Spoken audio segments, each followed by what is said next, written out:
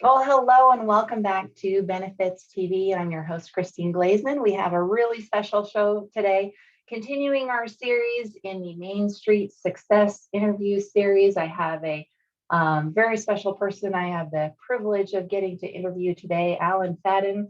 I think he can best be described as an marketing expert, marketing guru, king of marketing. I don't know, he's done marketing his entire life.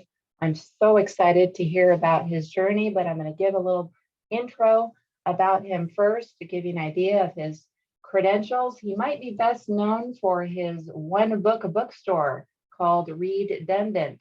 It appeared in People magazine, on ABC News, BBC, National Public Radio, major city newspapers, and the store featured only his book in 13 different departments. And some other ventures he's done is promotion for the Portland Beavers during the Enron scandal, during Arthur Anderson Appreciation Night. Got him on CNN and ESPN. And so it cost $5 to get into the ball game, but they gave you a receipt for $10 for tax purposes. Fadden worked with clients like Paul McCartney on his food venture and Bill Murray for his professional baseball teams. As a speaker, he's appeared for 25 of the top companies in the world, ranging from Jeff Bezos and his top people at Amazon.com to Coca-Cola, GE, Disney, and he's also done a TED Talk. Shell Oil reported that using Allen's techniques saved them $1 million per team. Allen's systems gave Quest a 38% sales increase, and division sales grew from 20 million to 60 million over the next 2 years. Allen's assessment, the team dimensions profile, which streamlines innovation, has sold more than 1 million copies worldwide. He's written several books, including chapters on strength-based work for the best-selling book 1 Minute Millionaire by Chicken Soup for the Soul author Mark Victor Hansen. Allen spoke for the first Fortune magazine Innovation Forum alongside Warren Buffett and the CEOs of the Fortune 500. He has trained and entertained audiences in the United States, Canada, Malaysia, Singapore, Germany, and Spain. His clients include, I could list all these off, but they're basically most of the contents of the S&P 500. 3M, Amazon, Disney, Coca-Cola, Procter & Gamble, Hewlett-Packard, Paul McCartney, Maytag, GE, and the list goes on and on. So I'm going to go ahead and get our interview started. But Allen, why don't you tell us just a little bit more about you, what you're doing now, and then we'll get going with the rest of the questions. Thank you again for taking time today. It's an honor to interview you. Well, it's an honor to be here, Christine. This is fun already, and so you make me laugh even with my own bio. I don't know what's that. Oh, good. What's that? So yeah, great to be here. More than anything, I'm just an idea geek. And I love to make ideas happen, and the stronger the idea, the better. And especially if it makes you laugh when you first think of it, and it may even sound really, really stupid. Those are the best ones, because if you just kind of get a few flaws out of them, they become very powerful ideas. So, and usually everybody else is afraid to do them. So it's a pretty nice deal. Mm-hmm. So I'm a perpetrator of some of the rather tasteless ideas you've ever seen, and I'm proud of it. Tell me how you got started. Tell me the early days of your marketing ventures. Oh, well, thank you. I didn't know what I wanted to do for work, and I was working as a reporter for a TV news station my senior year in college, and I told the weatherman one day that I hated city council meetings and real news, but I did the weekend news and I got to make up stuff. Because nothing ever happened, especially the town I was in, nothing ever happened. So the weatherman says, "Oh, you must mean advertising. That's where you make up stuff. Why don't you go to Minneapolis and find this agency here and see if you can get in as a writer?" And so I said, "Well, I don't want to be a writer. I just want to think up ideas." And he said, "It doesn't work like that." Anyway, that's how I got started. But what really put it over was I was in a barber shop, and I still wasn't sure about advertising, but I opened a copy, I think it was Sports Illustrated, it's sitting in the barber chair, and there was an ad there, and I'd never seen anything like that in my life. And it was a picture of, the picture was covered the entire page of the ad, and it was what you call a seamless background. It'd be like a photographer's paper where there's an object in it, there's a little shadow under it, but very plain, very simple. And it had a picture of a little car, and the headline was Lemon. And I thought, lemon, that's a symbol of the worst car. A lot of people don't know what that means today. You get a car, you're stuck with it, doesn't work. Well, that's the worst car ever. And so why would you put that as a caption underneath your own car? And of course, this is very, very early, and nobody knew about this ad campaign yet, but the car was a Volkswagen. It was a Volkswagen Beetle. And I thought, oh my God, this is an ad. And then, so I had to read it. I couldn't, I just wanted to devour the words. And of course, nobody reads ads. And they said, lemon. Now you probably think all of our cars are lemons, but we're just saying this one car is a lemon. And that's, but fortunately for you, we have 1,785 inspectors in our Wolfsburg factory. And so we caught this lemon right before it came off the manufacturing line. We tore it down into parts and sent it back again and reconstructed. So it was a good, reliable car, just like all Volkswagens are. And so that way we pluck out all the lemons, so you get the plums. And I went, oh my God, I want to do this. I was not to be denied. And I went to all the ad agencies, and they said, well, we're sorry, we'd like to hire you, but you can't get into advertising without advertising experience. And I said, no, I just read the book Catch 22. I know what that is. I can't get into advertising without advertising experience. Well, how do I get advertising experience? Well, we don't know how to do that. You just have to figure that out. So anyway, welcome to the business world. And so I just thought this is a great cosmic joke, and I'm going to have a lot of fun going through this. And so that's what I did. And I did some of the absolute worst advertising you can imagine, and but people loved it. So broke all the rules, and I'm a happy boy today. Yeah. Tell me, maybe pick out just a couple things that really were very successful that you like, maybe some of your early successes. Tell me about those. Well, so one of the things I discovered when I checked into advertising was they had like an Academy Awards for ads, if you could believe that. And this was just a local one for the state of Minnesota. But I thought, oh my God, I've got to win an award. I would just die if I won an award.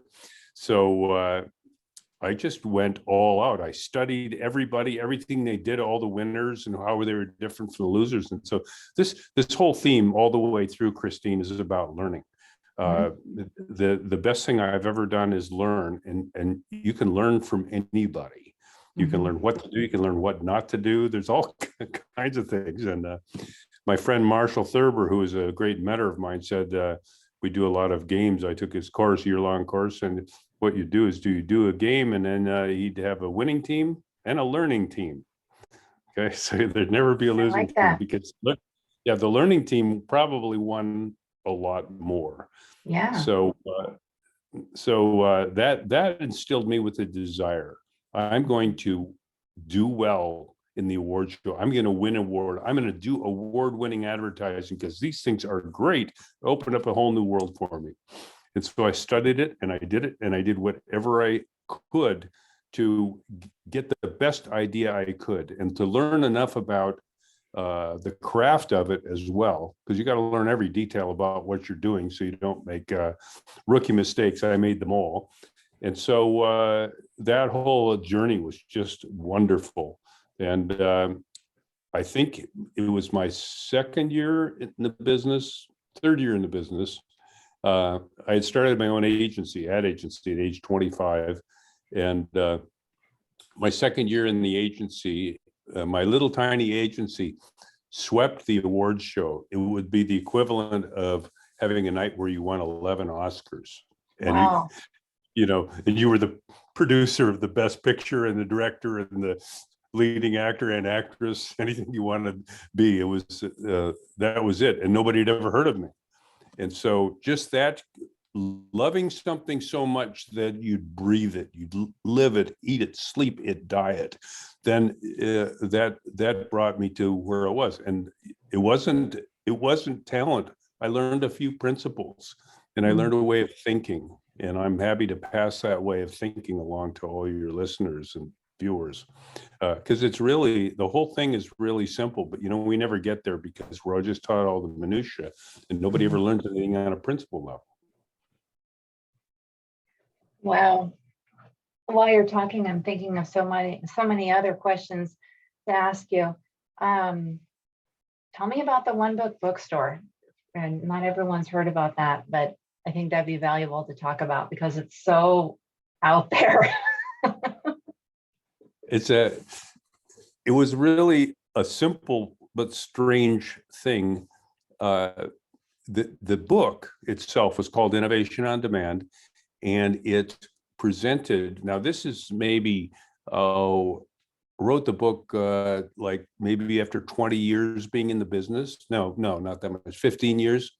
And it was the culmination of everything I've learned. By the way, there's no way to train people in concept, how to have big ideas, how to turn up the power of an idea, how to turn it down. And so I hired a bunch of people at one point in my career who were beginners, and they didn't know anything, and I had to train them, and there was no way to do it. So I made one up. And I had isolated a principle just in studying everything that I could find that was powerful, was a principle of opposites. Okay, so here's a simple idea. It's the idea of the whole book. If you want to have a powerful idea, look at the environment and kind of get an idea of what they're doing, where everybody's headed, where they're they zig, you zag. So if they're going left, you go right. And so what I did was I decided that how am I going to sell my book? Because what I did was I raised a bunch of money for my book, and then I spent it all on the book, the graphics, the printing, all that, and I didn't have any money left to market the book. And here's a book. It's a book on marketing. And so it's like, oh, wait a minute. How am I going to market a book on marketing if I don't have any money? I thought, well, wait a minute. What if I use the methods in the book to market the book? So I think I injured myself just then. Be careful. Yes. So, well, actually, now these glasses are permanently implanted in my forehead. So what I did was the book was simply using opposites, juxtaposing them together to make a powerful idea. So it's like creating a contradiction. A contradiction demands your attention, and also, I read all the research on this later, but it also forces you into the right brain. The left brain cannot deal with the contradiction. So this puts you into the right brain, and it opens you up to doing new things. It opens you up to your own ideas, etc. So what I did was I used the methods in the book to sell the book, and I thought, okay, and here's 4-step method. First step, obvious. Find out what's obvious about the category that you're going into. And this was books, and I'd never had a book before, never written a book. And I thought, okay, what's obvious about books? Well, where are they sold? Well, a bookstore. This was before Amazon and all the online stuff. And so I thought, well, okay, bookstores, that's obvious. Now, what's obvious about bookstores? Well, at the time, the trend was all the little bookstores were getting gobbled up, out of business, and Barnes and Noble and Borders were dominating the business, and they were huge. They had coffee bars and 10,000 books. And I think, okay, what I'll do is I'll sell my book in a bookstore, but I'll do the opposite of what the bookstores are doing. And so what's the opposite of thousands of titles is no titles, but I couldn't figure out what to do with that. So I ticked it back to one, and I opened a one book bookstore. And I discovered at that moment, one of the secrets of doing this is once you have your opposite, one book as opposed to 10,000 books, is keep rubbing it together. You have the content, one book, the context, which is bookstores, keep rubbing them together. pushing them together, which means so that I had to do once I got my idea, the opposite, the one book, I had to do everything identical to the big bookstores. Well, that was easy, just copying them, right? So they had lots of departments, and so as you say, I had lots of departments too. I had 13 different departments. My book, the only book in art, architecture, anthropology, fiction, literature, psychology, self-help, sports, religion, business, travel. So you get the idea. And the funny thing was we tracked everything in the bookstore because nothing is funnier than human nature. Over 50% of the books were bought from the psychology self-help section. So these are a bunch of desperate people coming into my bookstore, I'll tell you that. And I could actually justify at least one sentence in the book that dealt with at least, one of these departments, architecture. I had to think about how certain architects design buildings, and they use the same principle of opposites and things like that. So the bookstores, most of them had top 10 lists. I had a top 10 list, but my book was occupying every spot on the top 10 list, only my book, and so forth. I just did all the things. But the most fun part was that just for fun, I went out and printed a sign that said, "Welcome shoplifters." And I had a person running my bookstore, and she was very much into the details, and that's why she's running the bookstore, because I'm terrible at details. And she says, "You can't do that." And I said, "What do you mean?" She said, "Well, they're going to come in here and steal you blind." I said, "Well, yeah, but and so here's how you sell an idea to a detail person, somebody who doesn't like new ideas especially well. One of the things you could do is you could use logic." And I said, "Well, shoplifters don't steal everything. They don't go to the gas station and shoplift gas. So maybe they won't steal a book." And she didn't buy that at all. So I tried, okay, I know from advertising that emotions drive behavior. So I tried this one. I said, well, shoplifters have feelings too. And, we want to make them feel welcome no matter what. And she didn't buy that either. So finally, I realized that, wait a minute, people are different. And so I appealed right to her mentality, which was, okay, let's deal with the data here. Let's measure everything. If any books are stolen, we'll count them every week. I'm gonna ask you to allow me to put that sign up for just 1 week, and we'll count all the books. And if no books are stolen, then the agreement I'd like is that you would let me have it up for another week. Now, so she got all the power all of a sudden. And she said, okay, I can live with that so far. And then you have it up another week. And I said, yep. And then we count the books again. And if there are no books stolen, I have it up for another week. She said, okay. So we went for quite a few weeks. And then the People magazine article appeared. And People magazine reached 35 million readers a week. And she said, 35 million people, they're going to come in here and steal you blind, all these shoplifters. And I said, okay, well, you remember our agreement. We'll just count the books and see what happens. And sure enough, the end of that week, no books stolen. And so had it up another week, counted the books again, no books stolen, had it up another week, counted the books again, no books stolen, had it up another week. Counted the books, no books stolen, but somebody stole the sign. You just never know. The only thing I think in the life of the bookstore, I had it open for 3 years till they condemned the building. Only I would have a store that ends by having an entire building condemned. So in that whole time, no books were stolen.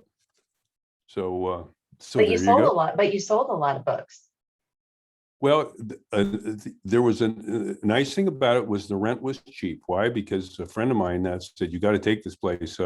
It's only $500 a month for 1,000 square feet in downtown Minneapolis. And I thought, wow, that's really something. Why is it so cheap? He says, nobody ever goes there. And I said, perfect, I'll do it. And so it became a destination. People would come in and said, I came to Minneapolis to see the Mall of America and the redundant bookstore. So you just never know. Wow. People are funny, but if you do something different and it makes them laugh, makes them smile, it makes them feel good, well, that's worth a lot. So I don't remember the question, but That's that's all okay. right. Well, we'll move on. I know you've done some incredible stuff with sports teams. I'm remembering some stories you've told before. Can you recall some of those? You did something crazy with a baseball team, and do you remember that? Well, part of it is one other great piece that I learned is get yourself in good company with people Mhm. who love doing what you love doing. And a big influence in my life is my friend Mike Veck. His Yes. dad was Bill Veck, the Hall of Fame baseball owner. He's the one who got Eddie Goodell, the midget, to bat. He was 3 feet 7 inches tall, and he walked in 4 straight pitches, if you can imagine. And Mike had just come to town with the St. Paul Saints. And this team has become a legend. It started out with nothing as a little independent team. It's now a AAA team, and it's a farm team of the Minnesota Twins. But we've done a gazillion things together. Well, you've talked about one of them, Arthur Anderson Appreciation Night. And by the way, that got 2,000 angry emails and calls because Arthur Anderson went out of business. And this poor guy at the San Diego Padres had to field all the calls. He calls me up one day and he said, "You're coming to San Diego and you're buying me lunch." And so, but was a very smart guy and handled him really well. Great way to handle a complaint. He said, "Let me ask you a question. Did you or anyone close to you lose a job because of Arthur Anderson going out of business because of the Enron scandal?" And out of the 2,000 people, 2,000 of them did. And he said, "Now, who do you think we were making fun of? Your uncle who lost his job or the perpetrators of the crime?" And they said, "Well, of course, the perpetrators of the crime." And then they started laughing. They said, "And by the way, we all thought it was funny as hell." So you never know. Anyway, yeah, Mike and I have done a lot of things together. He's the guy who did Disco Demolition, which was where he ran an ad that said, "Bring your disco records to Comiskey Park in Chicago, and we'll put them in a dumpster and blow them sky high with a dynamite." And of course, he miscalculated the dynamite because none of us are so-called creators are very good at details.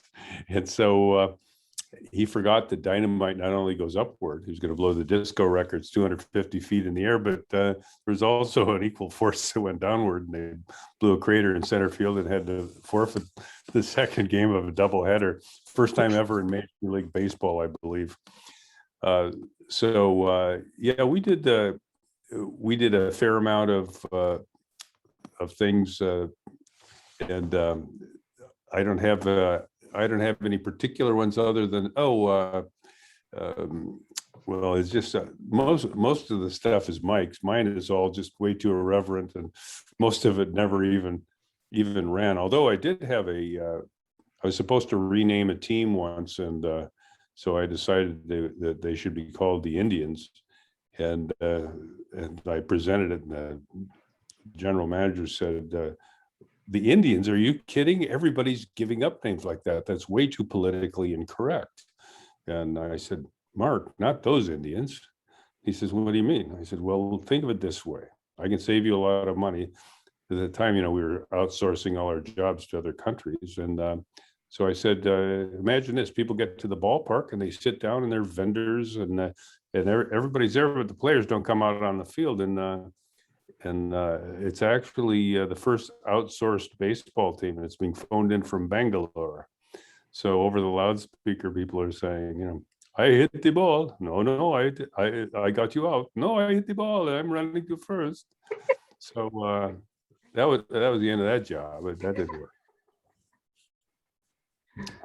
So yeah, it's a lot of fun, and we also invented a thing called the exploding ballpark that has all kinds of effects on it, and unfortunately,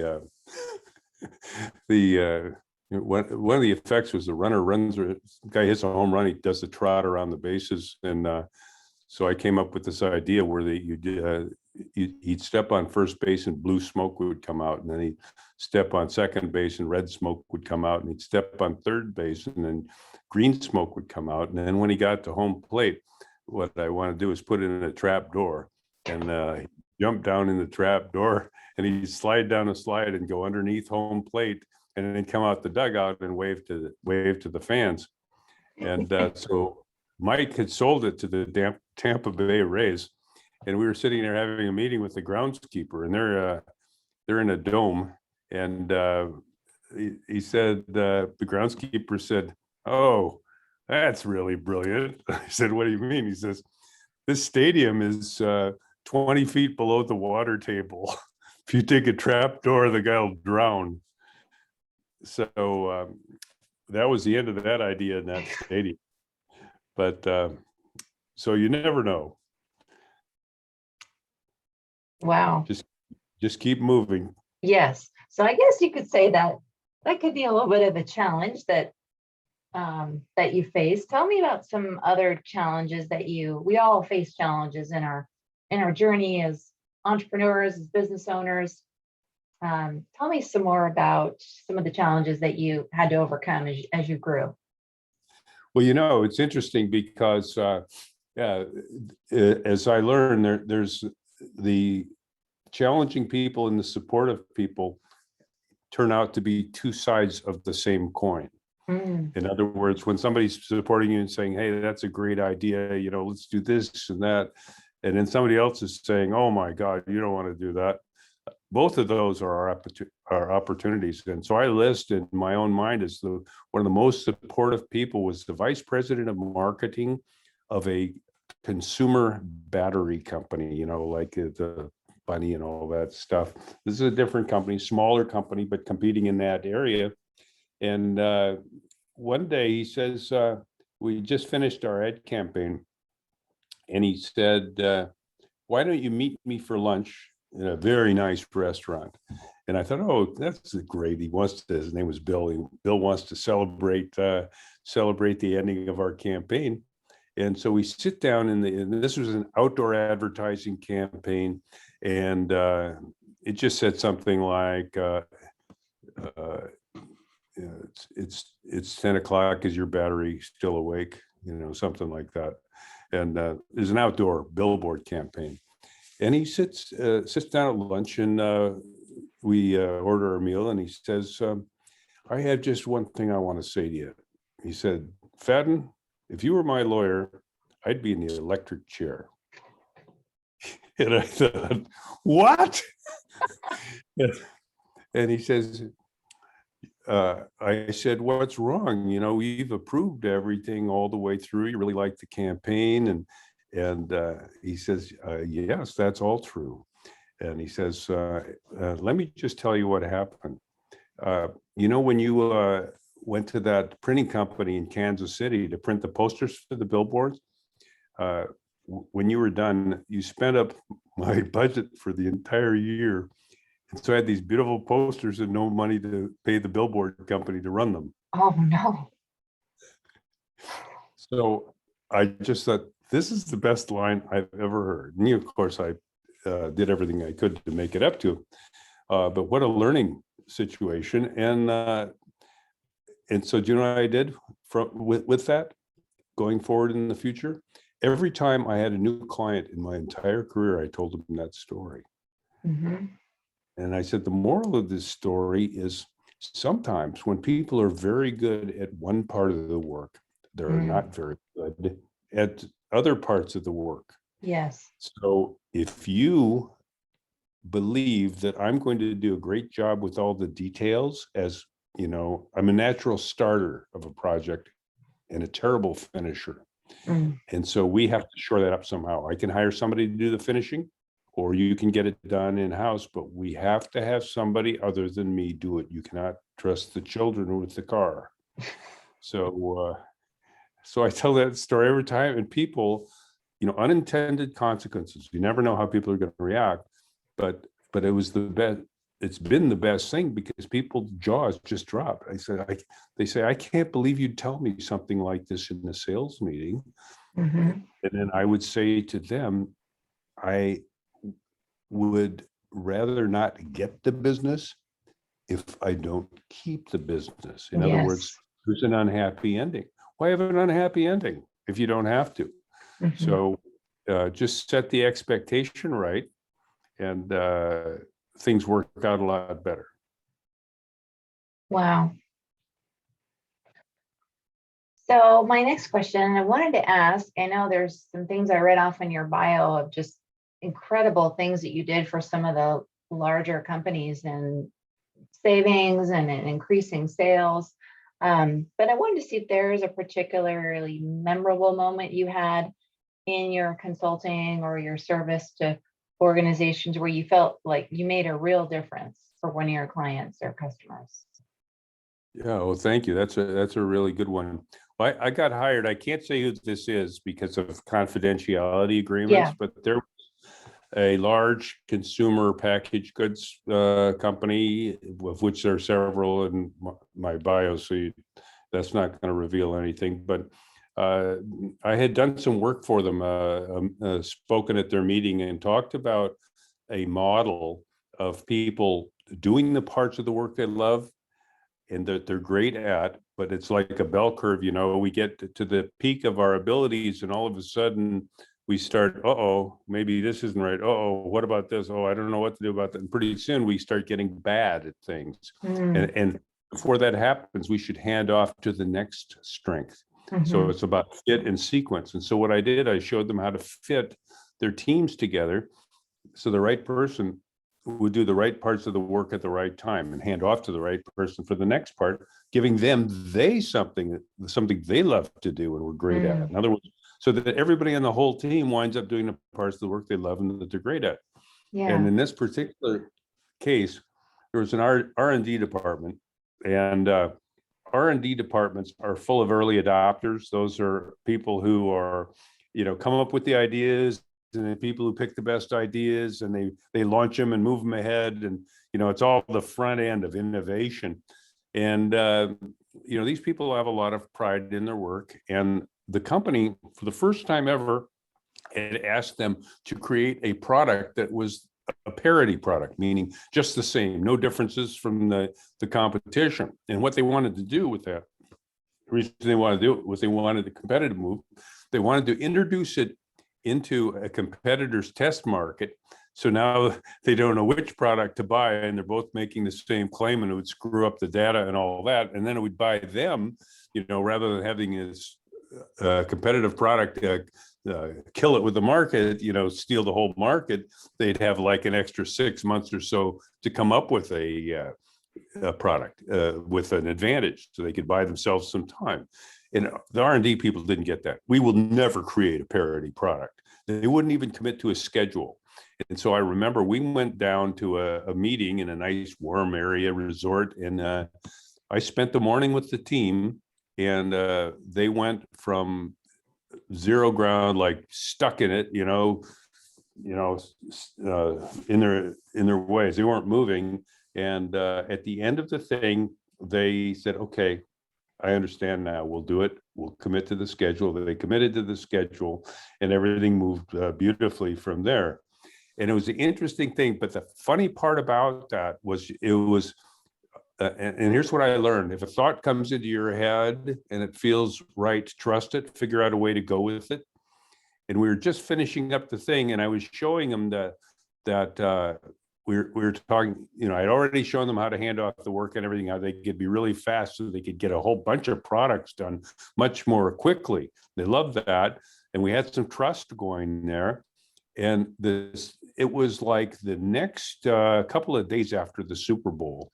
And it was the one way back in the 2000s when the St. Louis Rams were playing. Kurt Warner was a quarterback, and they were all offense. And then what they did was they just got ahead with like 10 seconds to go. And so the other team gets a chance, and they're like running back a kickoff, and the guy breaks it, and he's heading for the goal line. And if this guy crosses the goal line, they lose. And one guy came out of nowhere and tackled the runner on the 1 yard line, preserving the victory for the Rams. And so that just popped into my head. And so I said, I was still up in front of the group, and I said, now, I told them, you remember the Super Bowl? Told them the same thing I told you. And they said, and I said, now, who won the game for them? Was it the offense or the defense? You guys have never played defense before. Right now, that stand about not being willing to create a product without a competitive advantage is just like standing on the 1 yard line and letting that guy go by into the goal line. Is that what you want to be? And so this was mostly football fans, right? And so they got it. And so one of the things I learned was so that was a great service for the company, because it may even, I wouldn't say it would save the brand, but let's say it kept the brand in really good position, and that was worth millions of dollars, maybe tens or hundreds of millions. And the other thing is it taught me to trust those things that pop into your head. They're they're whether they come from our subconscious or where they come from, we're getting them for a reason. So don't poo-poo them, don't step on them. Instead, say, I'll do this a lot of times. I said, I just had a flash here, and just go with me on this, if you will, for a minute. But what if?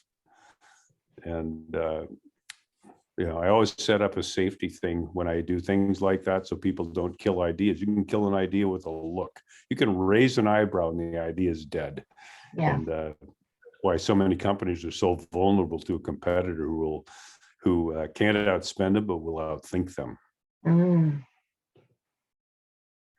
This it kind of leads into the next question I'm going to ask. And you've talked about this a little bit. I'm getting this through our whole conversation, but I want you to zero in on it a little more, just so we make sure that whoever's listening doesn't miss it. But what do you feel sets you apart from others in your same industry? We're already getting a sense of how you do things differently. You definitely think differently. But can you elaborate on that? What sets you apart from others who are doing the same thing? Maybe the best way I could say it is, it's actually the theme of this book that Mike Veck and I wrote together in a cheap commercial.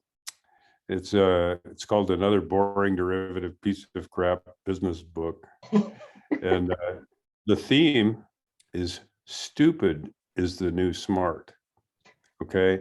You can count on me to be stupid and not to be afraid to be stupid, because those can be some of the biggest opportunities. And if you take some of the biggest ideas that ever happen, they either happen serendipitously, totally unintended consequence, or they were just a dumb idea that somebody really liked, and there was all kinds of logic against them, and they had the drive and the guts to go with it, and it became a huge success. And so think about this. Most people try to look like the smartest person in the room in a meeting, right? Everybody tries to be so smart, and everybody's so well educated. And most education is in the rearview mirror. They know all the history, but what happens is that they don't allow themselves to be stupid for a moment. Everybody's terrified about people thinking that they're an idiot. And that's really tragic, because think about this. 90% of new products fail, and it's been that way for 50 years. That never changes. So maybe 10% of them have a chance. And so think about the fact that if you do the opposite, everybody's trying to be smart, and 90% of their ideas wind up being stupid. Well, if you want better results, maybe you should try to be stupid, and maybe a larger percentage of your ideas will turn out to be smart. Wow. So that's what you can count on me for. I'm dumb as a brick and happy about it. You're definitely not dumb as a brick. Well, I don't know. It's actually kind of demeaning the bricks, and I apologize.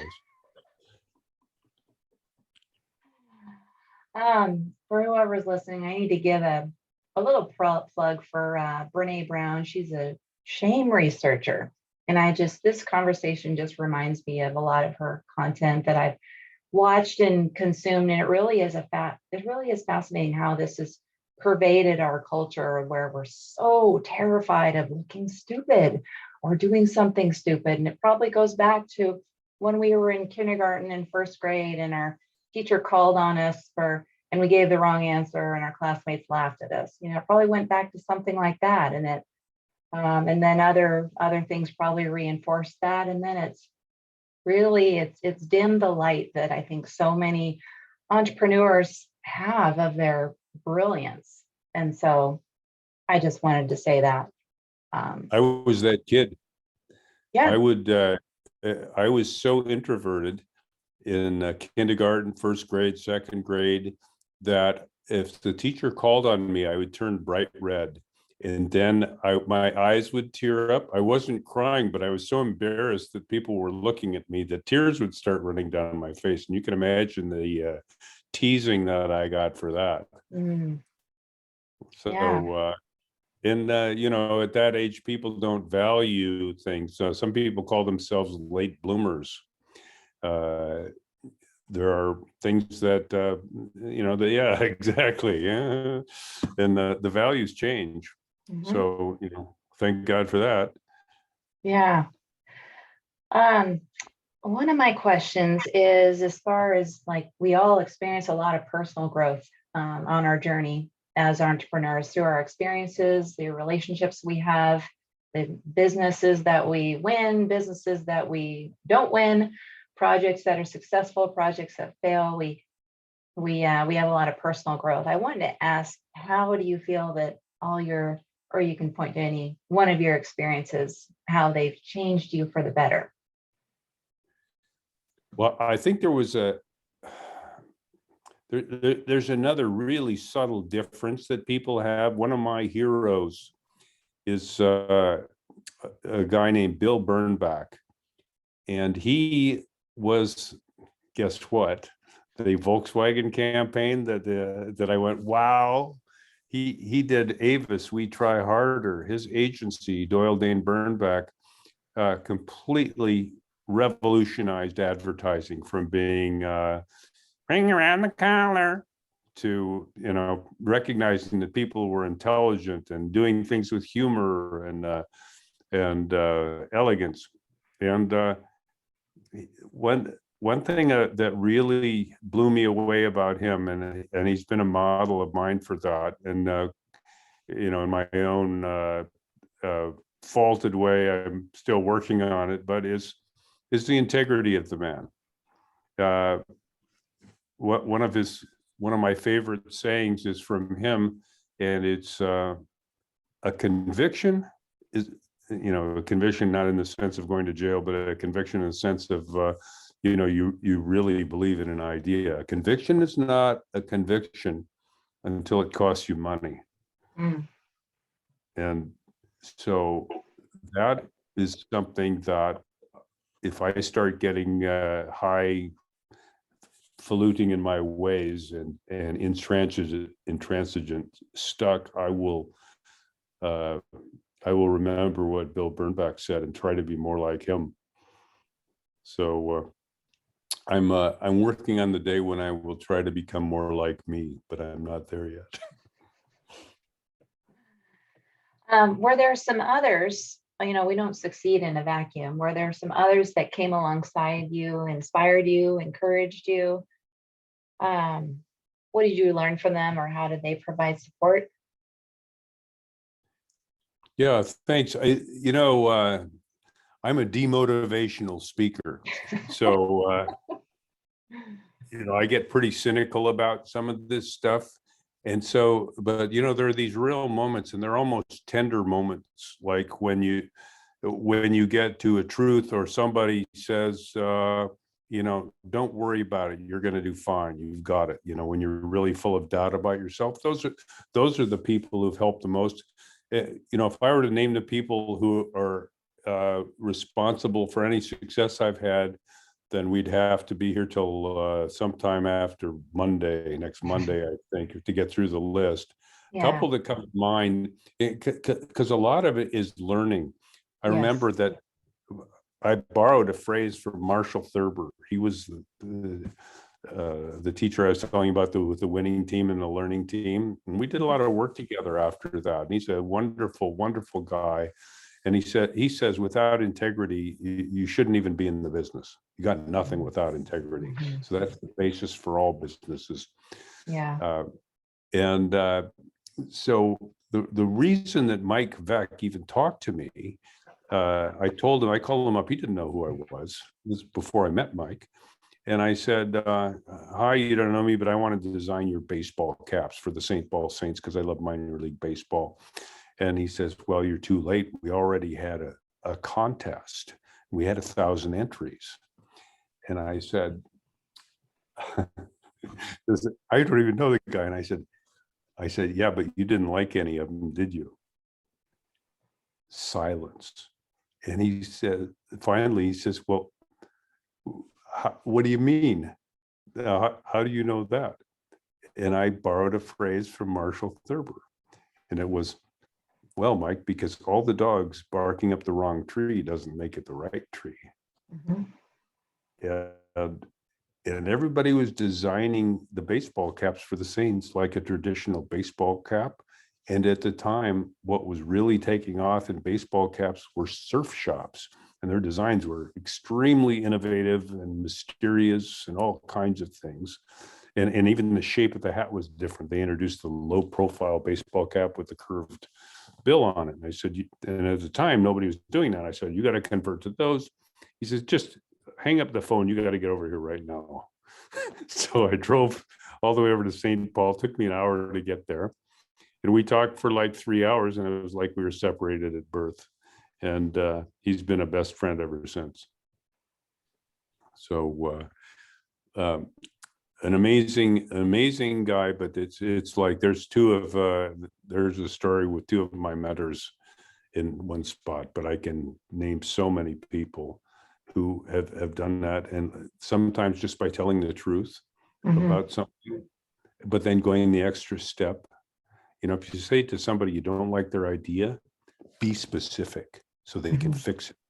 And Yes. to an idea, the purpose for it should be only one, not to kill it, to fix it. Yeah. If you fix it, good things happen. That's what our process is about. It's called the speed relay team.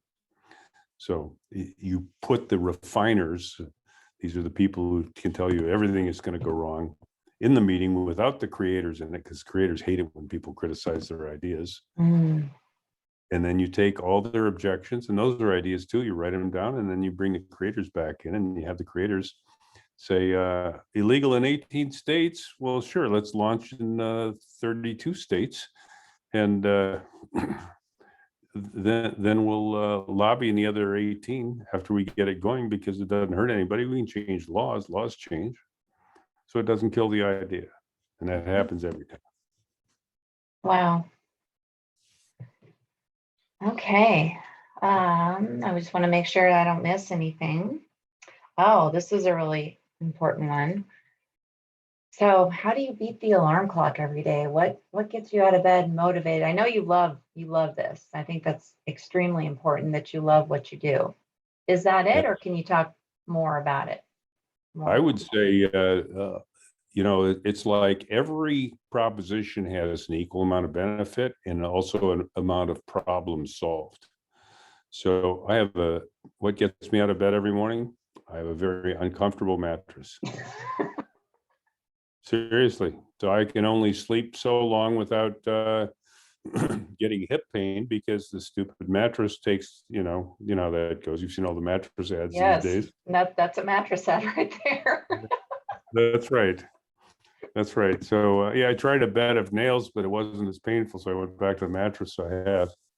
Although if I'd just done a single nail in the bed of nails, it probably would have been more painful than the mattress. So that's pretty much it. I can get excited about an idea, and I can drop everything. I have an idea I'm excited about right now, and I'm trying to figure out a way to do it, because the world has changed so much, and I really needed a downtown to do it. But you know, the One Book bookstore? Yeah. Yeah. So, and I shared this with you before. I think what I want to do is the first, because I couldn't figure out how to do a zero book bookstore. Remember, I ticked it back to Yeah. one because I couldn't figure out how to do it. Well, I figured it out, and there weren't ebooks yet. So I want to do the first bricks and mortar ebook store. So it's a Yeah. big empty store full of empty shelves, and you come on in and browse. And then you bring your phone in, and there's Wi-Fi in there, and you can download uh, chapters of the dumbass book, the ebook, $2 for a chapter, and if you buy 4 chapters, you get the rest of the book free. So so I want to call the bookstore Barnes and Noble. Yes.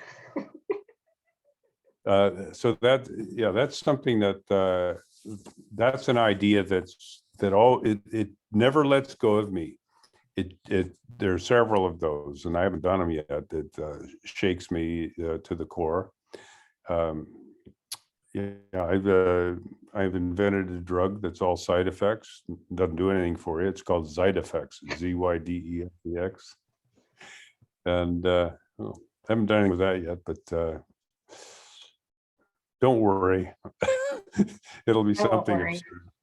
Yeah, the certain phrases, Barnes and Noble. I mean, that forever. I can't walk past a Barnes and Noble without thinking that.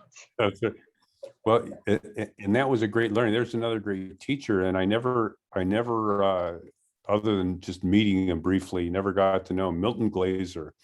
He he and his partner Seymour Schwast had the first commercial art studio, design studio, who was displayed. Their work was displayed in the Louvre. So they were pretty good. And what he would do is things like an idea. His point of view was we don't really create things, we redefine them. In fact, Arthur Kessler wrote a book called The Act of Creation back in 1961. That was his thesis. Everything's already created, so we simply combine things. Well, so Milton Glaser was the master of combining. And there was a very famous pointillist painting by, it was called Sunday Afternoon on the Grand Jatte.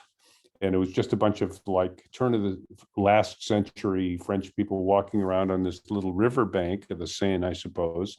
And he was doing an ad for a lawn chair company. So he repainted the entire painting as Seurat, Seurat, a pointillist painting. It's all little dots. Yeah. And there's a negative space among the people, space between the people. And he put his clients in the painting, he put his client's lawn chair in there. And he says, you will never, ever again see that famous Seurat painting without imagining my client's lawn chair in the negative space.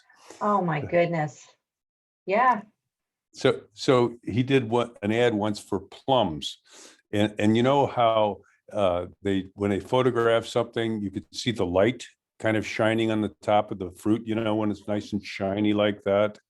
And it's like the reflection of the lighting from the photograph. And he said, you know, I wonder what I should do with those parts of the plum that were replaced by the lighting. So he floated the exact part of the plum and the exact shape of the light on each plum at the top of the ad, just as a strange kind of a little thing. So it's all in how you look at things. Yeah. And he was master of that. Wow.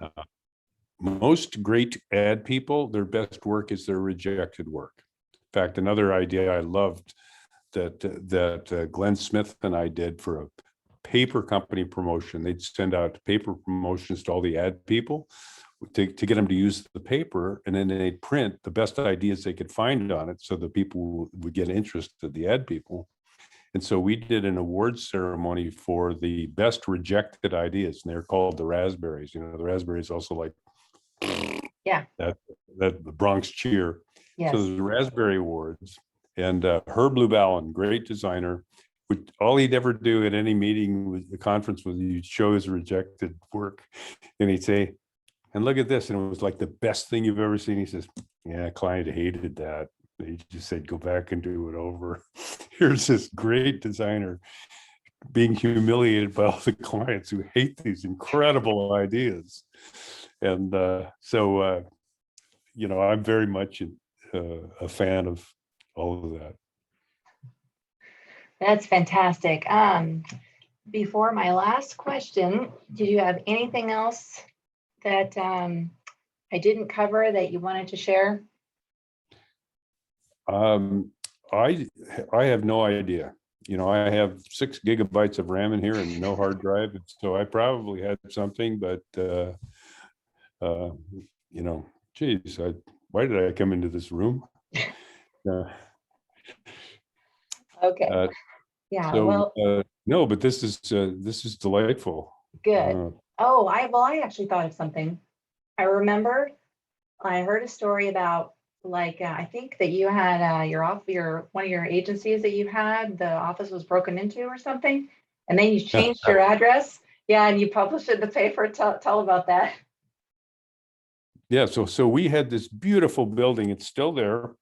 It's an old brownstone mansion, and it's got all these turrets on it, and in the turret is actual curved glass windows. It's the coolest building ever. But the only problem was that we were broken into 7 times, and there was a guy up. There's well, it turns out, first of all, that most of the burglars in Minneapolis lived in this neighborhood that my office was in. And evidently, I learned one big basic truth from this is burglars don't like to commute, just like everybody else. So they just rob all the places near them. And, we had gunshots in our windows and stuff like that. And so we decided that we can't take this anymore. And so we moved to this building with this really good security system. And the name of my agency was Fahden as in cat. And so I bought the cheapest ad I could find in the Minneapolis Star Tribune, which was 2 inches wide and 1 inch high. This tiny little thing. And it said, "Attention burglars, Fahden as in cat has moved to 430 Oak Grove." I figured I'd give them my address, because then the alarm system and the security system would just frustrate them. So